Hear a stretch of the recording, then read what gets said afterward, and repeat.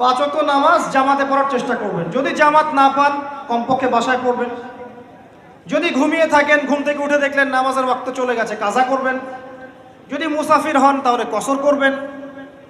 কোন সময় নামাজ বাদ? কোনো সময় নামাজ বাদ নাই। যুদ্ধ হচ্ছে মুসলিমদের সাথে অমুসলিমদের, কথার কথা।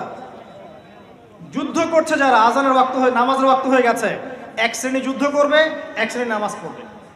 আবার যারা যুদ্ধ করা হয়ে গেছে এরা পিছনে চলে আসবে, আবার নামাজি ব্যক্তিরা সামনে চলে যাবে নামাজ পড়ে। মাফ নাই কোনো। আপনাকে ধাওয়া করেছে কেউ, শত্রুপক্ষ, ইশারায়, তখন নামাজ পড়তে হবে।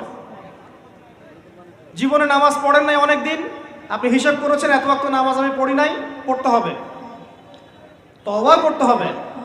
আল্লাহ পাক তওবা কবুল করলে মাফ করে দিতে পারেন, কিন্তু সবচেয়ে ভালো হবে আপনার নামাজটা হিসেব করে পড়ে ফেলা।